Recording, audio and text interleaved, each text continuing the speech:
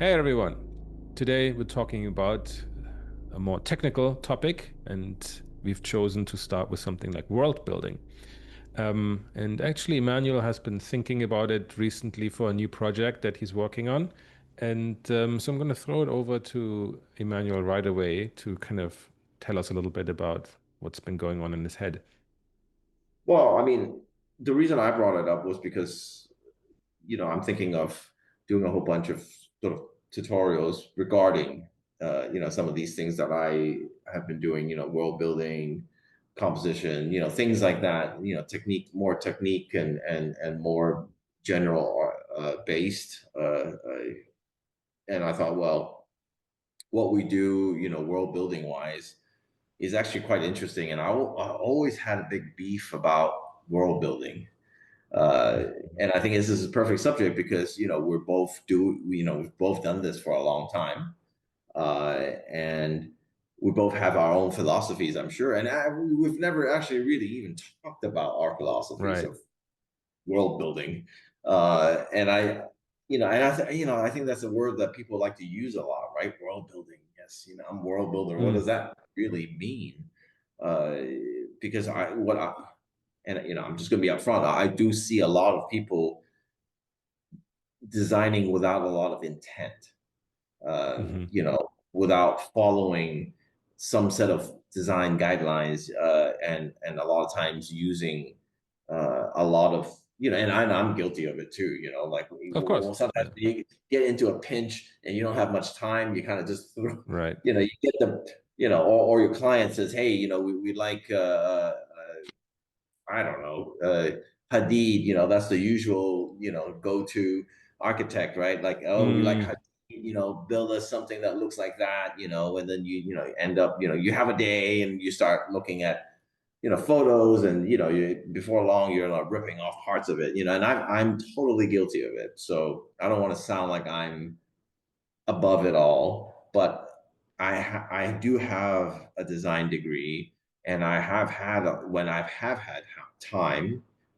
There is a there can be a very specific way of designing an environment, or building a world, and I feel like a lot of people don't have the time or don't really think about it in that term, right? They just kind of because most of the people working are maybe uh, being that nowadays there's so much assets available, which is a kind of a not a very good thing because mm, when the assets are available, you just get whatever you can and you bash it into something, right?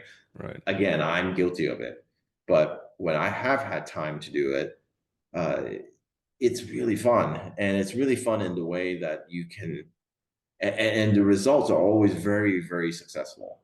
Mm, um, because my philosophy is really coming from a point of view of looking at when you're designing a building or a city or like a new world, right?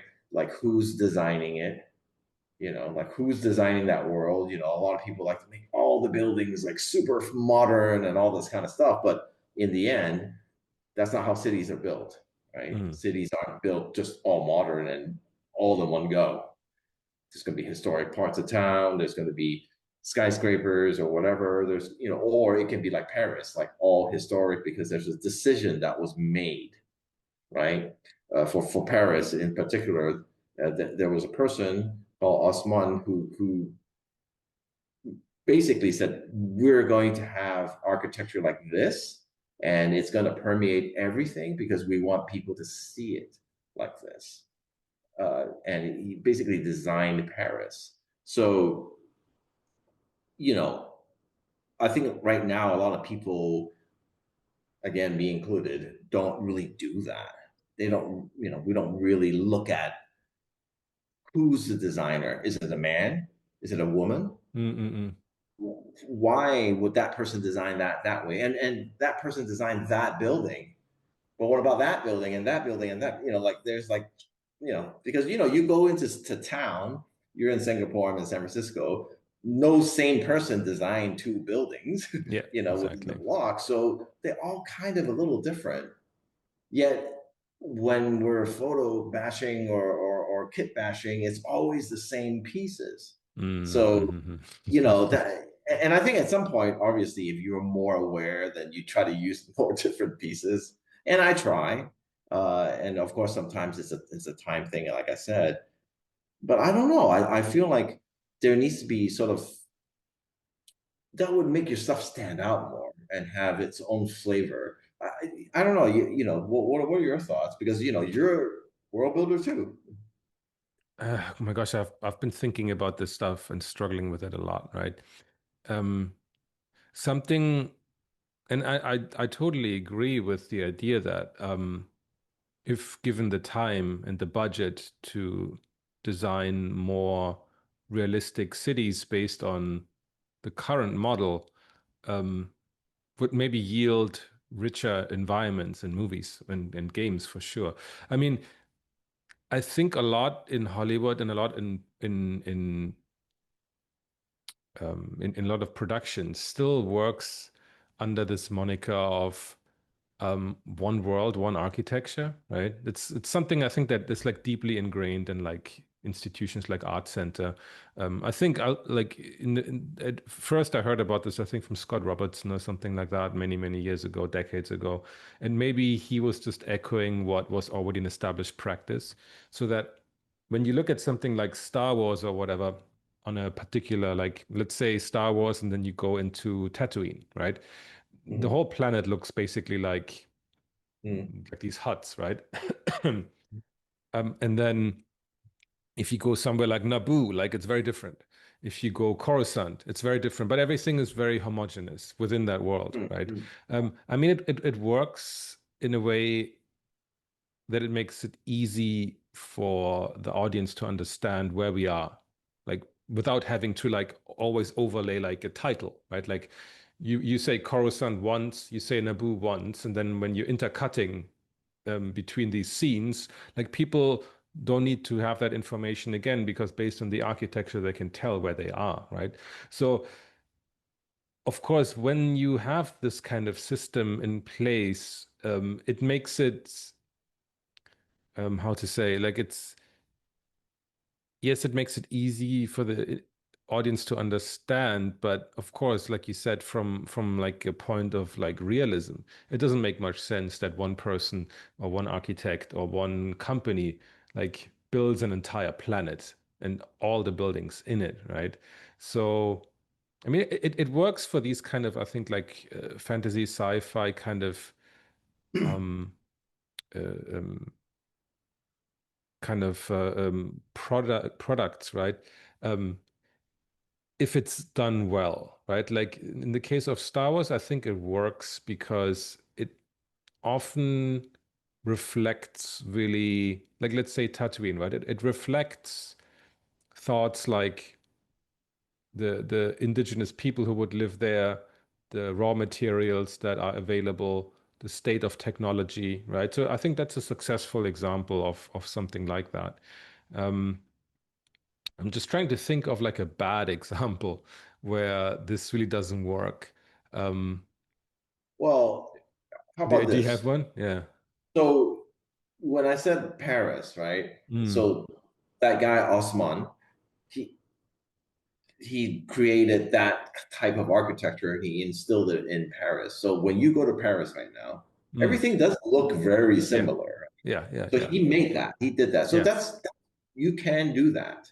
And Mm, that can be, but there's still going to be buildings like mm, the Opera House or certain mm, buildings that are older that they're going to keep, right? Because it's historic. mm. They're going to And make newer, right? everything exactly Yeah. the same, right? Or the Louvre, it's got the Mm, pyramid. That's a mesh of the new with the old. Or when you go out to some of the outskirts of Paris, then you start having more high rises. So that adds flavor, mm, mm, right? mm. To that, Yeah. even though you have a very homogeneous, like generally the Mm, feel of Paris. So the thing is, what if Coruscant, right? Coruscant, everybody knows mm, Coruscant, Star mm, Wars, futuristic city. Well, what if that was also peppered with older versions mm, of the buildings?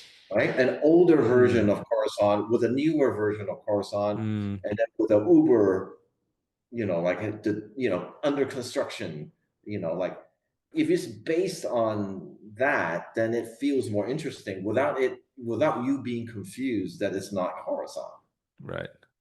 right? I mean, Tatooine, I get, right? Because Mm, it's the actual the harshness of the nature there.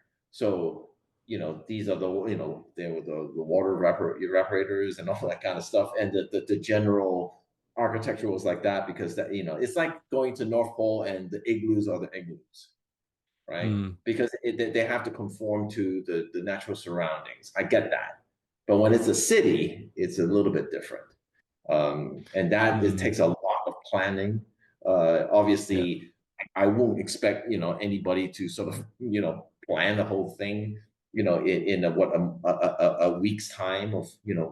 doing that. But I think it could be really interesting. And I guess I would want to ask you sort of have you tried that and what projects that you think, oh, yeah, I had a project that actually I did do that or thought along those lines, or you have your own philosophy, of how you did it. Because I know you worked on Yeah, Ghost in the Shell and all these yeah, big yeah. world building things. Yeah. I mean, there's a lot of things actually I wanted to mention. So I think um, one is definitely like my attitude towards that. Like let's talk about that. Um, Also, the struggle, of course, with I mean, you can have your own philosophy, right? But then when you contribute to a project that's not yours, you will always have the production designer, director, and everybody else kind of not meddling, but like well, they also have their opinions and they will override you a lot of the times, right? Um, and then thirdly, there's actually a little bit of an extension with the Star Wars thing, um, which I might want to continue to mention first, since we're just on the topic. I mean, I randomly chose Star Wars, but then after you mentioned about like incorporating like the history of the place a lot more than um, Star Wars has so far done. Actually, it reminds me of, and I don't know if you've seen it. Have you seen Endor? I saw the first season. Yeah. Yeah. I So haven't watched the movie. the second season as well goes in the similar direction design wise, where um, they take kind of what's established in the previous movies, of course, but by choosing a lot of real world locations. Um, and then making set extensions and all sorts of stuff and like they create a deeper sense of exactly that, a deeper sense of history of Coruscant. A lot of it plays on Coruscant and all the political machinations of what's going on, and it uses a lot of like real world locations in like in and around London and stuff like that, and extend that, right? And I feel like the place becomes a lot more tactile. It becomes a lot more I mean, it actually draws like a connection to like current day Earth in a way that is very, very interesting, but it still feels very Coruscant. Um, Hmm. and I just wanted to mention that. So I think this is a very, very, very good example of how you can take a franchise forward in a way and grounding it. And I really really like that about Endor how it does that with pretty much all locations that we kind of know and don't know. But anyway, so that much for Star Wars, right? Um, I mean, when I work on projects, right, it's almost like it's like yes, I have so many thoughts about it, and then always I kind of feel like oh it gets shot down or you have to find a compromise with a PD, right, or with a art director or with a director on kind of seeing how all these different thoughts and everything fits together. um like my attitude towards world building is that I tend to, I think, overthink and overplan a lot. Like I try to really build something how to say, it needs to, for me, it needs to be really, like there needs to be a really strong internal logic about the place, right? Um, and I sometimes go as far as like make that logic so watertight that it sometimes like how to say um it clashes with what's interesting to look at for the audience. Like I feel like sometimes I build a really rigorous system of like what this place can and cannot support or cannot be, that I sometimes lose sight of like oh, but it would be actually a lot more fun if we could do something like that, and that would make for a really fun action sequence. And then I'm going like, oh, okay, so let's compromise on that. So like for me, it's really important to think about like, okay, so who lives there, right? Who is this built for? Is it humans, humanoids, or robots, or I don't know, whatever else, right? Like, how do the aliens, people, or whoever else lives there? I don't know, tiny microbes. I have no. How do they interact with that world, and what could they have reasonably have built, right? What's the level of technology? What are the raw materials? Like, what's the basis for their like I don't go as far as to say like what's the basis for like the chemical building blocks of that world, right? Um, that's I think going a bit too far, but really to think about like technology and who's it for, what do they do there, right? Like what's the economy built upon, that kind of stuff. Is it like military complex? Is it like something more, I don't know, Star Trek-ish, where like everybody lives in happiness or whatever, right? Like, and also, what I find always very important is kind of what does this world kind of have in common with our current world? Like, what is that anchor for the audience to say like, oh, I can relate to that, right? Is it that the humanoids that live there maybe have like four arms, but they are kind of as tall as we are? So or like is the level of technology like similar to ours or like a little bit advanced? Do they have like vehicles that have wheels, or do they fly, or like all these things just to kind of think about, and to think whenever you design a new building or an interior or whatever else, or like a skyline, like what kind of influence do these factors have on how that would look, right? Um, So, and that's let me kind of ask you like, something. yeah. Just sorry, go ahead. No, I'm good. I'm good. Go Oh, ahead. okay. Okay. What are some of your favorites? Like oh, world building that movie. Like if I was to ask you, hey man, I want to go reference some world building right now. What Wow. would that Okay. be? Okay. An example of well, there's I think many. I think for me, like in general, I think successful world building is when it does not stand out. Like when you don't even ask yourself, oh, like that's weird. Like why is that like that? When you Mhm. just like accept that face value, like, oh, of course it's like that, right? I mean, I think one obvious example for that would be, I guess, Avatar. Um, and how the Navi world is designed. Like I never like even though they have funky shapes and they live in like these like water, like people live in these funky nets and everything. Like everything is so fluidly designed and everything is just makes so much sense. Like I even look at a design and I don't know how it's like I can immediately imagine like how it's weaved, how it's built, like why it is that way, right?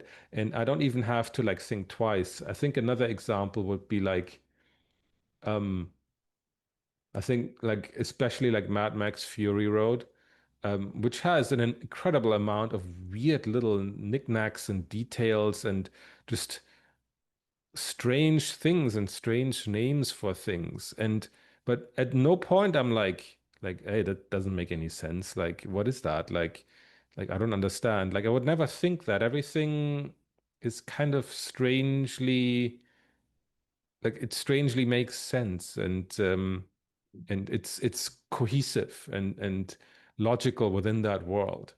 And I think those are some recent examples where I feel like, oh yeah, that's like amazing kind of thought behind it. Do you have some like favorites that you always go to? For me, some of my favorites in terms of sort of world building. I mean, I really like Harry Potter, um, Yeah, that's a good one. because Yeah. it's just Yeah. seamless, Yeah. and Yeah. you believe it. You don't even Yeah. question it. You know, you just Yeah. kind of, oh my God, like you just, Mm. they've made a world for you. Yeah. Um, yeah, but on the contrast, there's also built, environments that are cool, good to look at, but they feel very designed, right? So Mm. one I would say that I feel that way about is Fifth Element. Um, it's Hmm. cool, but it feels very contrived, and I don't know how it Mm. works, Mm. but versus Minority Report, where they both have vehicles on the outside, right? Yeah. One feels like there's more thought put into, like, oh, that could maybe work, versus Fifth Element. It's just like, whatever, man, it's just cool. Mm. um, Mm. Mm. and it's not bad to look at, but one is a cool environment and one is Yeah. actual world building. Like Harry Potter is world building. They really thought about everything from the mechanics of the locks to how tall the buildings are to everything, to the different races. It's like Lord of the Rings. Like the elves would have this Mm. architecture Mm. Mm. and Oh this yeah, Lord of the Rings is environment good. Yeah. versus the dwarfs would have these. Mm. Like it's very specific, and there's a language, and I think that's important because it differentiates all the different races. Yeah. What do you think about Dune? Dune. Yeah, that I mean that really falls squarely into the one world, one architecture, right? Where like Arrakis and then the Harkonnen and the Atreides and everything looks very like very separate, very different, right? On like one planet, one kind of style. And again, I mean it's I think if it's done well and if it's grounded in a system where like it's believable, then I don't mind it, and it helps to kind of communicate it, right? Like same for what was the other one we just talked about? Um, Development?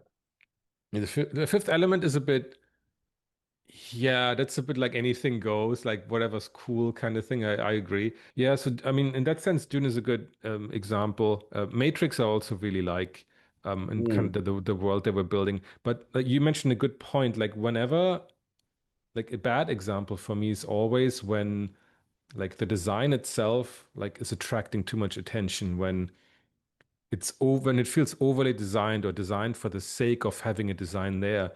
Um, mm, and what was the recent example? Um, Actually, I found some of the later Wachowski brothers, sisters movies. I think Jupiter Ascending was one of them that stood out in a bad way for me. That mm. and that this is not to say like that it doesn't even have anything to do with if the design is good or bad, right? I mean, on a visual sense, right?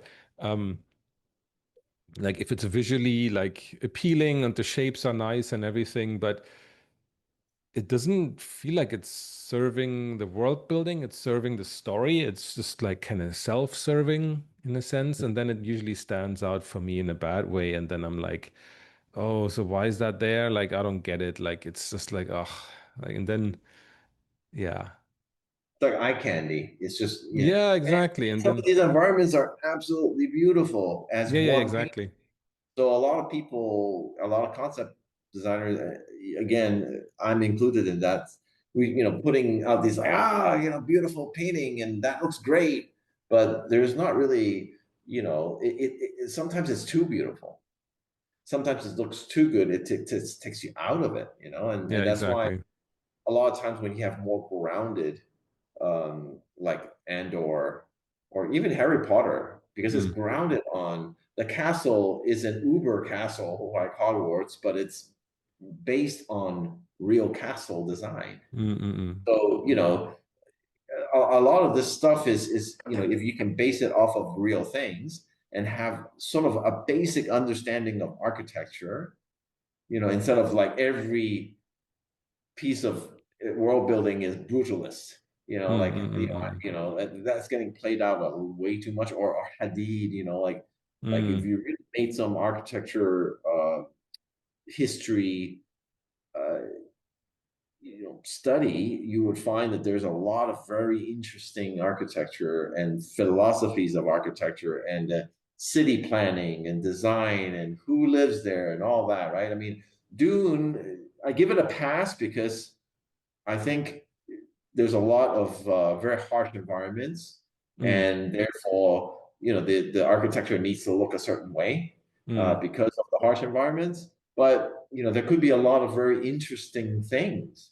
There could be architecture that will erode with time, that shed its skin to another layer. Like mm. you could do so many things, but then it's just brutalist again. Like still Yeah. brutalist. I mean, what we have to keep in mind is also like not everybody operates under like a fully like, oh my gosh, like what's the ultimate utility of this, right? Like not everybody is as Yeah, I just think it would be has a interesting knack if for that. someone did.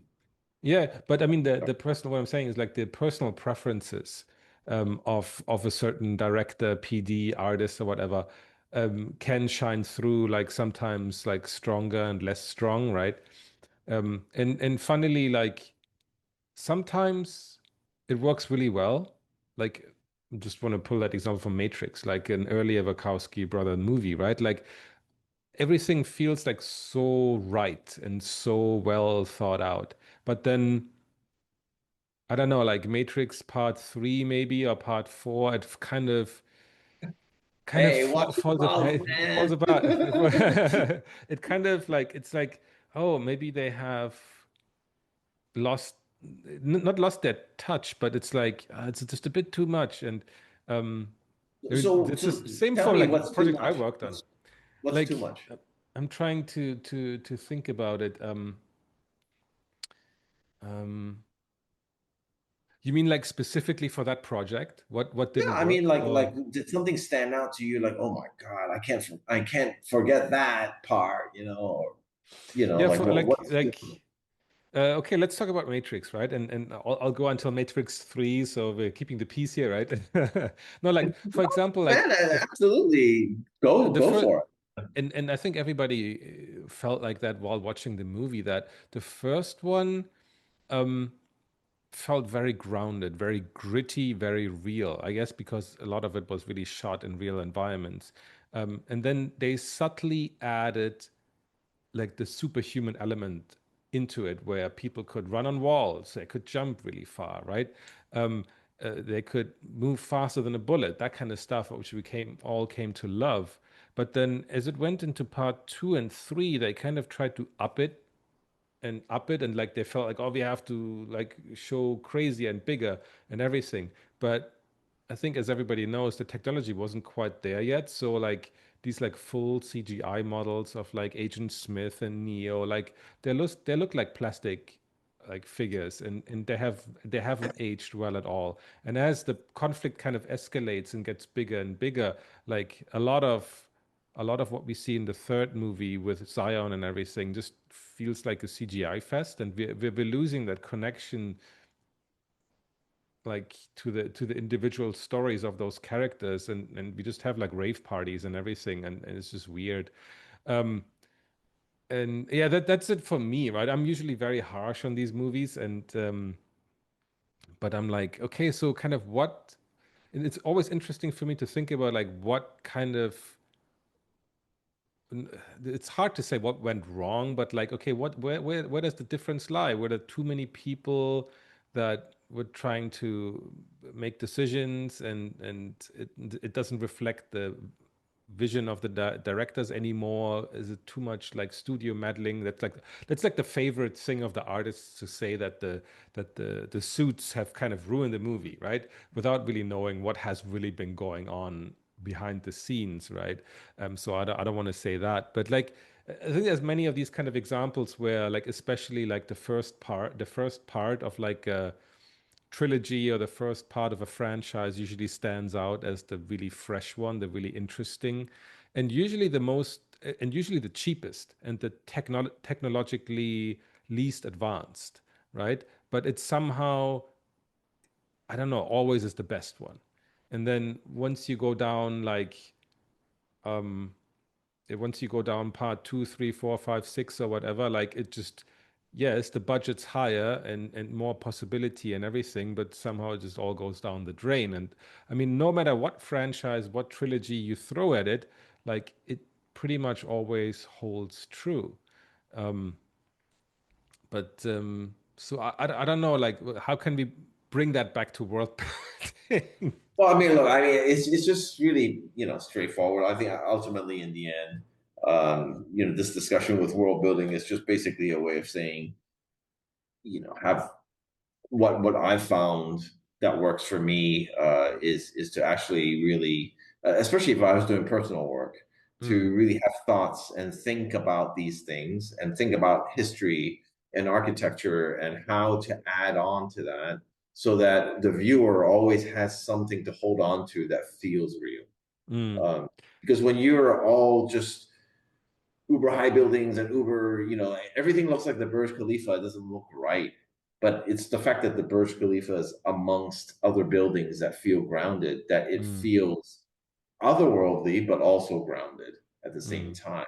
So I just think this is the stuff that I've found through the years that has worked. And most producers, even PDs or directors, they're looking to us to offer them something. mm, So a lot of times, if I'm thinking correctly, or if let's say I pitch in a way of like a city that feels like this, uh, they usually bite. They may come back with notes, but they'll bite, and then it'll be okay. But they're not thinking the whole city anyway. They're just thinking, hey, look, we have a couple shots of the mm, city. mm, mm, What does the mm, city look like? And then it's up to us to kind of do that. And I think I noticed that I have gotten lazy, and sometimes, kit bash it, a bit too mm. much, Right. or, photo bash. And in the end, I'm like, I look at it, well, partly because I only had a day, let's Yeah. say, because the time has gotten shorter. Uh, Mm, definitely.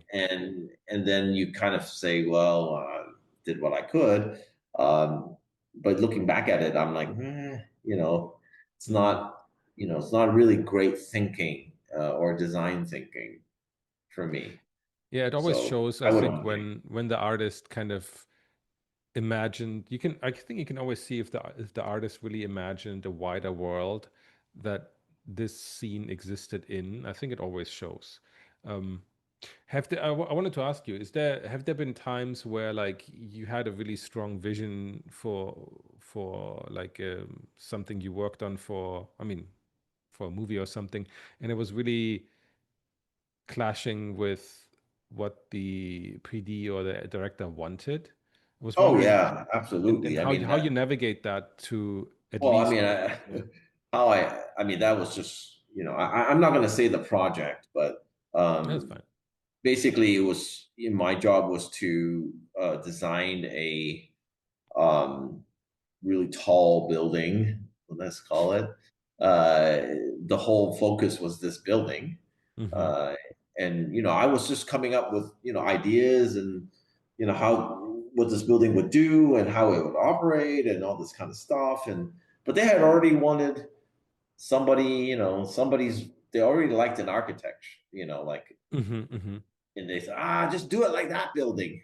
Yeah. Um, and in the end, I was just like, well, look, and I try to say, okay, I'll take the gist of it and then I'll add it into the design. And then they came back, oh, no, no, we want it exactly like that, just taller. And I'm like, well, why don't you just get that guy who actually designed that Yeah. building? Yeah. Because, it was on ArtStation, for God's sake. Okay. So just hire him. Mm. Not soon later, I was gone from the project because I was like, look, this is not working. I mean, my Yeah. whole job was to design this building, and you want me just to make this thing taller, but based on that guy's design. Like, that's not cool. So in the end, I just said, oh, no, I don't. So, I mean, I guess that's clashing, I guess, in a way, but Mm. I don't know. But I mean, what about you? Yeah, I'm trying to remember, and it was interesting. I think in the beginning, as I was on the project, like the design direction that the PD gave was very much aligned with mine and my preferences, and I think so it went along quite well, um, until of course at some point there was a misalignment between the director, the studio, and the PD. Um, so that was where the misalignment was. And of course, like the PD doesn't have any choice but to like kind of pass the new direction on to his artists, right? So there's not like I'm not blaming anyone. It's just like, okay, like this is what happened. Um, and then yeah, there was a bit of a bumpy time where we needed to kind of find a middle way between the new and the old, and they didn't really gel well at all. And I mean, I wish I had like a good end to that story, but I think in the end it just kind of weakened the design, and the end result wasn't very like wasn't particularly inspiring or well thought out. It was just kind of like a mishmash, and because in the end you don't have time to really come up with something else. So yeah, I mean, I wish there was more and a clearer alignment between all parties on what is best for the project and what direction we should go, instead of like a lot of egos pushing in opposite directions, which unfortunately happens way too often, and often is just the source of all like problems with projects, right? Visual problems. So yeah, I wish there was more alignment early on and a lot more like talk and discussion early on in the project to get everybody on the same page. Um, but as we all know, that's there's too much mingling and too much back and forth and everything, and not enough time to do anything. Um, but yeah, so ultimately, like if an issue doesn't get resolved properly, right, you're gonna end up with like a mediocre product. And even though you want to fix it in post, like there's only so much you can fix. Um, yeah, and it's Yeah, I unfortunate. get it. I mean, I am vowing to, if I do another world building project, to world build instead of making pretty images. Mm, That's to me more important now because it has more substance. It feels better, and mm, I'll just put my best foot forward. And because I already know I can, I can making a pretty image is not that difficult. yeah. But making a pretty image that has some kind of substance in design is difficult. And I definitely, if I was to do world building, I would want to do that Mm, um, at this stage of my career, right? I mean, it's not like I can choose a project where I would ask, hey, I need time to do this. If you really want me to do this, um, do I have that time? If not, maybe I won't accept the project because then you were right back to making pretty images. Because we can make it. If we got a design problem right now and we had to turn it in tomorrow, we could both do that, and we could. mm. It would look good, Yeah, like, yeah, yeah, definitely. but it wouldn't have a lot of substance behind it. Mm. And that kind of design, when you do get it right, is very satisfying. How do we like? How do you? I mean, we are actually in an interesting position where, I mean, not we as in us two, but like we as concept artists on project with larger teams, right? Um, I think it's really important that the PD or AD or whatever has a good idea of what he wants. I think because, like, again, we can have our individual preferences and visions and everything, but like it's very difficult to navigate that in a team, right? Because you have like 5 to 10 other people who have also ideas and visions and everything, right? Um, and somehow something like cohesive needs to come out of having all these different voices. Like, hopefully, like going in the same direction, right? But sometimes, like, I feel like there's a lot of pressure and a lot of um yeah, a lot of the responsibility lies, of course, with us, but also with, I think, the person who we work for, to come up with something that kind of like, yeah, is cohesive and everything, right? I mean, that's a very Yeah. difficult kind of task. Well, I think honestly, I still stand by. I think a lot of PDs and directors don't really know. Yeah, When fair they're enough. doing architecture stuff, they're usually just pulling because a lot of PDs are they're really good at putting things together. That's Mm, really their job, right? They're to get a team, they put it together, they build the set. But I think it's a matter of trust, working with people that you trust, that trust mm, you. And if they trust me, then I say, let me go. Let me give you my best go. And they'll know that I'll do the research. mm, I'll make sure that it feels a certain way. And it's not just another, brutalist, city, and that's mm. it. There's more thought to it than that. So I don't know.